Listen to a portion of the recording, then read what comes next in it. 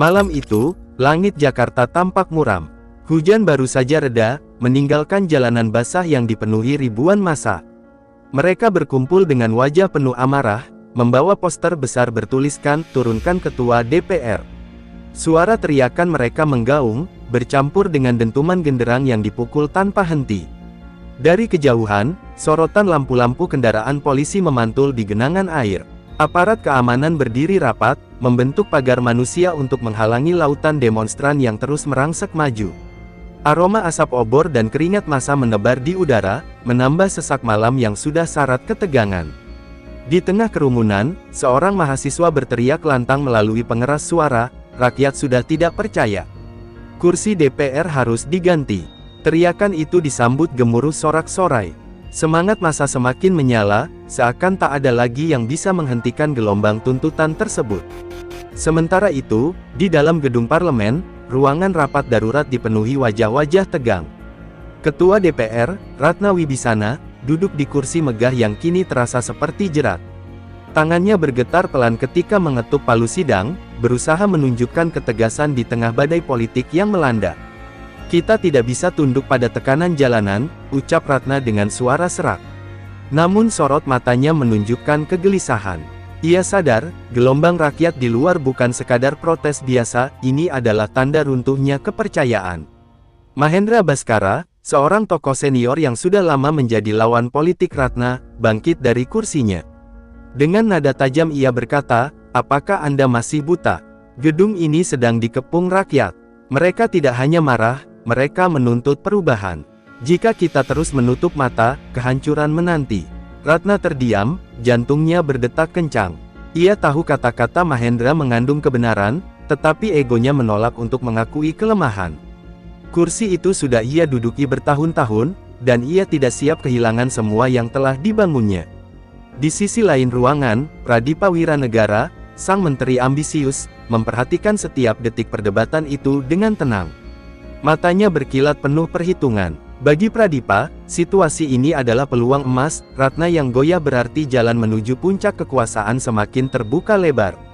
Dari luar, teriakan massa semakin keras, menembus dinding beton tebal gedung parlemen. Getaran suara mereka membuat lampu gantung di ruang sidang berayun pelan, seolah memberi tanda bahwa pondasi kekuasaan benar-benar sedang diguncang dari akar. Malam itu, sejarah mulai menorehkan bab baru. Ratna yang dulu dianggap tak tergoyahkan kini duduk di kursi yang berderit pelan, dikepung oleh lawan politik di dalam, dan oleh rakyat di luar. Tidak ada lagi jalan mudah, setiap keputusan akan menentukan apakah ia masih bisa bertahan, atau terpaksa tersingkir dari panggung kekuasaan. Langkah-langkah berat terdengar bergema di lorong panjang gedung parlemen. Pasukan keamanan berpatroli dengan wajah penuh kewaspadaan, menyadari ribuan massa di luar semakin sulit dikendalikan. Dari balik kaca jendela, cahaya obor terlihat berkelip-kelip, seperti lidah api yang siap melalap apa saja. Ratna duduk terpaku, matanya menatap kosong ke arah meja kayu panjang yang dipenuhi dokumen dan catatan sidang. Hatinya bergejolak, antara mempertahankan kursi yang telah lama ia genggam atau menyerah pada desakan rakyat yang tak lagi bisa dibendung. Mahendra kembali membuka suara. Nada bicaranya tenang, tetapi penuh tekanan. Ia mengingatkan bahwa seorang pemimpin tidak boleh buta terhadap kenyataan. Kursi yang kau pertahankan ini bukan lagi simbol kekuatan, melainkan beban bagi negeri. Semakin kau bertahan, semakin hancur kepercayaan yang tersisa. Beberapa anggota dewan mulai saling berbisik. Mereka yang dulu mendukung Ratna kini ragu, menimbang risiko jika terus berdiri di pihaknya. Aroma ketidakpastian menyebar cepat, membuat suasana rapat semakin menyesakan. Pradipa yang sejak tadi hanya mengamati akhirnya melangkah maju.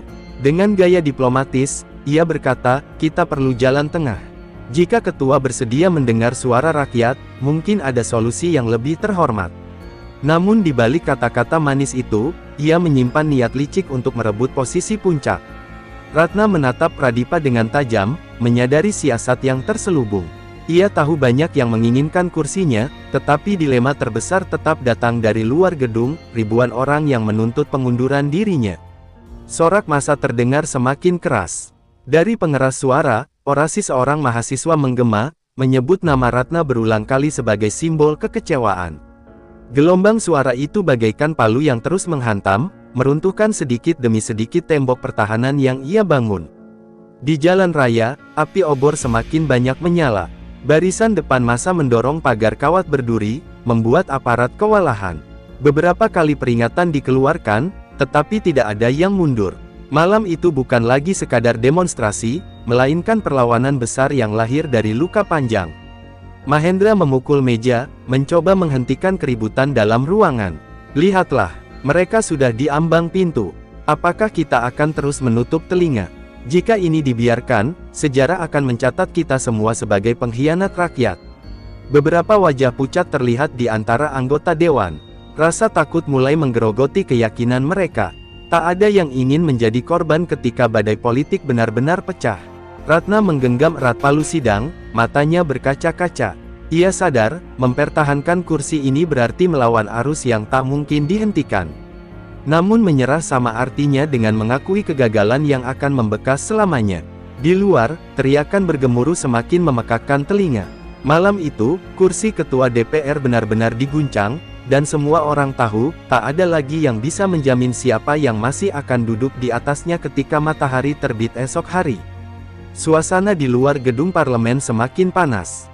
Ribuan demonstran berteriak lantang, menuntut perubahan secepatnya. Obor-obor yang mereka bawa memantulkan cahaya oranye ke langit malam, membuat pemandangan ibu kota terasa seperti lautan api. Barisan polisi semakin kewalahan menghadapi desakan massa. Perisai yang mereka angkat bergetar saat pagar besi diguncang berkali-kali. Dari pengeras suara, komando terdengar jelas, namun sorak-sorai rakyat menelan semua perintah. Di dalam ruangan rapat, ketegangan mencapai puncaknya. Ratna masih bertahan di kursi ketua, meski wajahnya pucat dan keringat dingin menetes dari pelipis. Ia sadar, hanya sedikit orang yang benar-benar masih mendukungnya. Mahendra berdiri dengan nada tegas, menuduh Ratna gagal menjaga martabat parlemen. Suaranya menggema keras, memaksa semua orang yang hadir untuk menatap ke arahnya. Beberapa anggota dewan mengangguk setuju, menambah tekanan terhadap Ratna. Pradipa, dengan senyum samar, mencoba tampil sebagai penengah. Ia mengajukan gagasan bahwa pengunduran diri Ratna bisa menyelamatkan marwah lembaga sekaligus meredam kemarahan rakyat. Kata-katanya terdengar manis, tetapi sorot matanya penuh perhitungan. Ratna memandang sekeliling ruangan, berharap menemukan sekutu, namun tatapan yang kembali padanya lebih banyak berupa keraguan. Hanya segelintir wajah yang berani menunjukkan simpati, selebihnya memilih diam, menunggu siapa yang lebih kuat bertahan. Tiba-tiba, suara dentuman keras dari luar mengguncang ruangan. Sebuah pagar pengaman akhirnya roboh, disambut sorakan riuh massa. Gedung parlemen benar-benar berada di ambang dikepung rakyat. Lampu gantung di ruangan berayun pelan akibat getaran, seakan menegaskan bahwa fondasi kekuasaan mulai rapuh. Ratna merasakan kursi yang didudukinya seolah tak lagi kokoh, bergoyang bersama suara rakyat yang kian memekakkan telinga. Mahendra kembali bicara, kali ini dengan nada dingin. Pilihan ada di tanganmu, Ratna. Mundur dengan terhormat, atau dipaksa turun dengan cara yang lebih memalukan. Kata-kata itu menusuk hati Ratna seperti pisau. Pradipa menambahkan dengan nada lebih halus, seolah memberi jalan keluar. Kita bisa mengumumkan transisi kekuasaan malam ini. Itu akan meredakan ketegangan, dan rakyat mungkin pulang dengan kepala tegak. Ratna menundukkan kepala, matanya tertutup rapat. Dalam benaknya, ia mengingat kembali perjalanan panjangnya hingga duduk di kursi itu. Semua jerih payah, semua pengorbanan, kini seakan sia-sia. Namun ia juga tahu, mempertahankan kursi ini mungkin hanya akan memperburuk keadaan. Di luar, suara massa terus bergemuruh. Malam itu, sejarah menunggu keputusan besar, apakah Ratna akan menyerahkan kursi yang mulai retak itu, atau justru memilih bertahan hingga badai benar-benar meruntuhkannya. Dentuman keras terdengar dari luar gedung, membuat para anggota dewan terperanjat. Pagar besi yang roboh kini benar-benar membuka jalan bagi massa untuk semakin mendekat. Suara ribuan langkah menghentak aspal, mengguncang lantai gedung parlemen yang selama ini berdiri kokoh. Polisi berusaha membendung lautan manusia, namun jumlah yang begitu besar membuat barisan aparat mulai terpecah. Perisai mereka tergeser, sementara teriakan rakyat yang semakin lantang menutup semua instruksi dari megafon. Ratna memejamkan mata sejenak. Ia dapat merasakan setiap getaran dari luar, seperti denyut nadi yang menghantam dadanya. Kursi yang ia duduki kini terasa bukan lagi singgasana, melainkan singa lapar yang siap menerkam dirinya kapan saja. Mahendra melangkah maju, wajahnya dipenuhi keyakinan. Waktunya sudah habis. Kau harus memilih, Ratna. Jangan biarkan rakyat masuk dan menyaksikan kehinaan kita di dalam gedung sendiri. Suaranya tajam, menusuk hati semua orang yang mendengarnya. Beberapa anggota dewan mulai bangkit dari kursi mereka. Ketakutan terlihat jelas di wajah mereka. Ada yang ingin segera keluar dari ruangan, ada pula yang mencoba bersembunyi di balik meja, seolah benteng kayu bisa melindungi dari amarah massa. Pradipa, yang sejak awal menanti saat ini, tersenyum samar. Ia berdiri dengan tenang, memberi kesan seolah dirinya satu-satunya sosok yang mampu mengendalikan situasi. Saudara-saudara, biarkan saya yang berbicara pada mereka bila keadaan semakin gawat, ucapnya dengan penuh percaya diri. Ratna menatap Pradipa dengan tatapan tajam, menyadari ambisi yang terselubung di balik kata-kata lembut itu. Hatinya bergejolak, antara rasa takut kehilangan kursi dan rasa jijik terhadap permainan politik yang semakin jelas terlihat. Suara kaca pecah terdengar dari lorong depan, diikuti teriakan aparat yang berusaha menghalau gelombang manusia. Beberapa demonstran berhasil merangsek masuk, meneriakkan yel-yel sambil melambai-lambaikan bendera. Di dalam ruangan, kepanikan mulai pecah. Beberapa anggota dewan berlari mencari jalan keluar, sementara yang lain hanya bisa terdiam, menunggu takdir. Ratna tetap duduk, tubuhnya gemetar, namun ia berusaha menahan diri agar tidak terlihat rapuh. Mahendra kembali bersuara, kali ini lebih keras. Jika kau benar-benar seorang pemimpin, buktikan dengan keputusan. Jangan biarkan rakyat masuk dan menyaksikan kita berpecah seperti anak-anak ketakutan. Ratna menggenggam erat palu sidang, jari-jarinya memutih karena tekanan. Ia tahu, palu itu hanya simbol, tidak akan mampu menghentikan lautan manusia. Namun di dalam hatinya, palu itu adalah sisa terakhir dari kehormatan yang ia miliki. Malam itu, ketika pintu-pintu gedung parlemen mulai terbuka oleh dorongan ribuan tangan, sejarah menahan napas. Tak seorang pun tahu apakah Ratna akan menyerahkan kursinya dengan sukarela, atau justru memilih bertahan hingga kekacauan merenggut segalanya. Pintu gedung akhirnya jebol, disertai suara retakan kayu yang bergema panjang. Gelombang massa menyerbu masuk, membawa teriakan yang menggetarkan setiap sudut ruangan. Lantai marmer berguncang oleh hentakan ribuan kaki yang melangkah tanpa ragu. Di ruang sidang, para anggota dewan panik. Beberapa lari meninggalkan kursinya, sebagian lain terjebak dalam kebingungan. Suasana yang sebelumnya tegang kini berubah menjadi kacau balau, seolah badai menerjang ruang rapat yang sakral itu. Ratna tetap duduk di kursi ketua, meski wajahnya pucat pasi. Tangannya menggenggam palu dengan erat, seakan benda kecil itu mampu melindunginya dari amarah rakyat. Matanya bergetar saat melihat bayangan massa mendekat, memenuhi pintu utama yang terbuka lebar. Mahendra berdiri tegap, mencoba menghadapi situasi. Ia mengangkat tangan, berusaha menenangkan kerumunan yang mulai masuk. Namun teriakan, "Turunkan ketua DPR!" justru semakin keras, menenggelamkan suaranya. Pradipa melangkah maju dengan penuh percaya diri. Senyumnya terukir samar, memberi kesan seolah dialah penyelamat keadaan.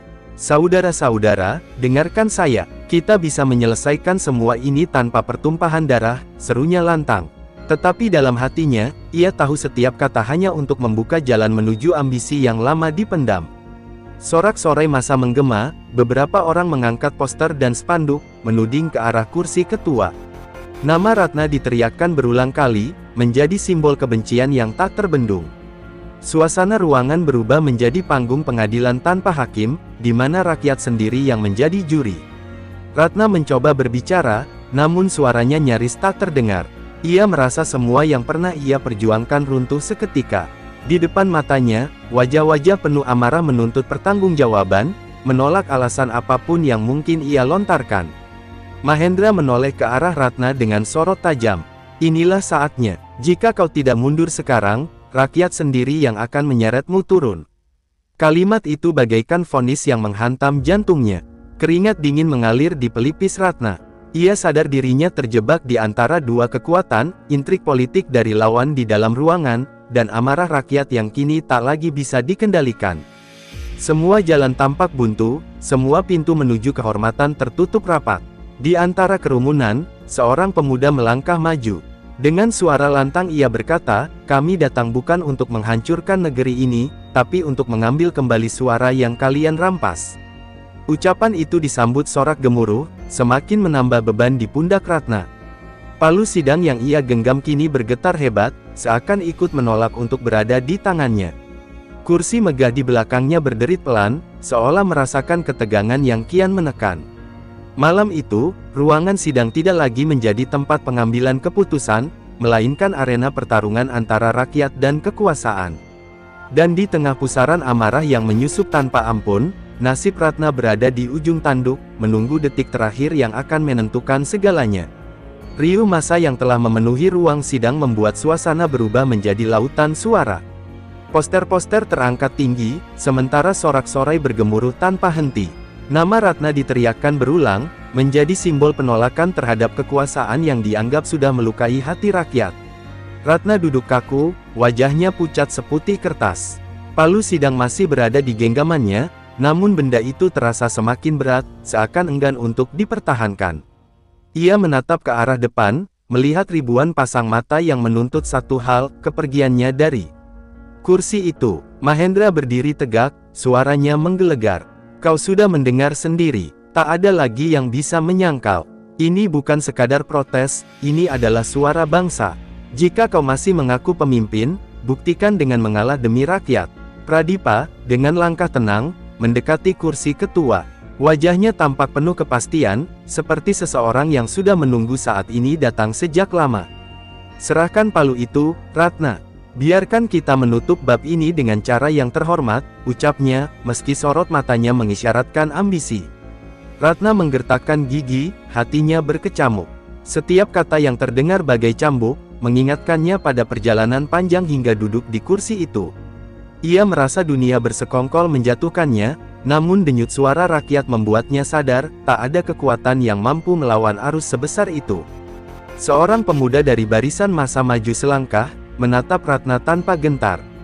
"Kami tidak ingin kehancuran, kami ingin keadilan. Jangan biarkan kursi ini menjadi penjara bagi bangsa." Kalimat itu menusuk lebih dalam daripada 1000 teriakan. Ruangan semakin riuh, beberapa anggota dewan sudah menyerah pada situasi. Mereka menunduk, tidak berani menatap Ratna, takut terseret ke dalam gelombang kebencian rakyat. Hanya beberapa yang masih terpaku di tempat, menanti akhir drama ini. Ratna mengangkat palu sidang perlahan, tangannya bergetar hebat. Semua orang menahan napas. Suara-suara ribut mendadak mereda, digantikan oleh keheningan mencekam. Saat itu, semua pasang mata tertuju pada satu gerakan kecil di tangannya. Mahendra mengatupkan bibir, menunggu keputusan akhir. Pradipa menahan senyum, yakin palu itu akan segera jatuh ke tangannya. Massa yang memadati ruangan menatap penuh harap, menanti momen yang akan tercatat dalam sejarah negeri. Dengan sisa tenaga, Ratna mengetukkan palu sekali. Suara kayu beradu menggema keras, memecah keheningan. "Jika ini yang diinginkan rakyat," ucapnya lirih, "maka malam ini kursi ketua tidak lagi menjadi milikku." Teriakan meledak seketika. Massa bersorak, beberapa menangis lega, sebagian lain melambaikan bendera dengan penuh kebanggaan.